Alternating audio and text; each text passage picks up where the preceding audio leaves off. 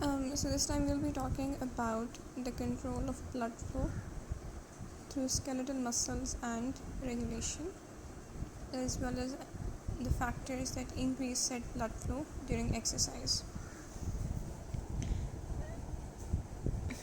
So, normally when at rest, the amount of blood flow through the skeletal muscles is just this much. It's a very small amount. But the body has the capability to increase this by up to 20 times because the metabolic rate of skeletal muscles can increase by up to 60 times, and tissue blood flow is carefully regulated with the metabolic rate.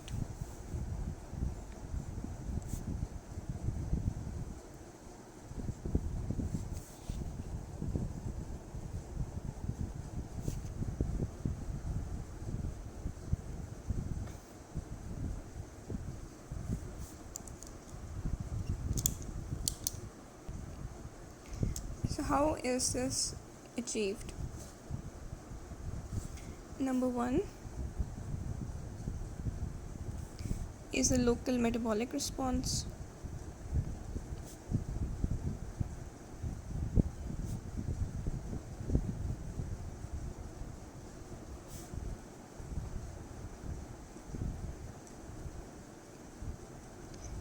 In keeping with the oxygen demand theory and the vasodilator theory, the vasomotor center is as always involved.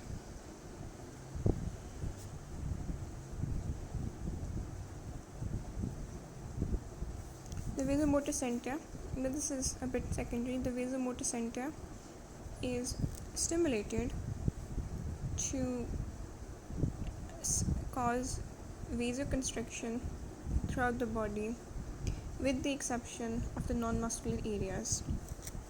So blood is effectively diverted to the skeletal muscles, and except the muscles, the cerebral and the coronary blood supply is similarly spared because the brain and the heart are needed for exercise during exercise. Also, there is local vasodilation because of this. Because of the vasoconstriction throughout the body, arterial pressure also increases, and the increase in the arterial pressure promotes blood flow. Similarly, the cardiac output increases because of an increase in venous return because of expulsion of blood from the venous reservoirs. So we've talked about, so when we need tissue blood flow through the muscles of the body, the skeletal muscles of the body to increase, one thing that happens is that the cardiac output, which is the total blood flow to the body, that increases because of vasoconstriction of the venous reservoirs. Additionally, there might be an increase in the heart rate.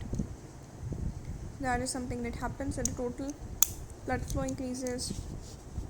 Then the blood flow to the tissue increases preferentially because of diversion of blood, shunting of blood to the muscular areas, because there is vasoconstriction and so resistance to blood flow in all other tissues of the body.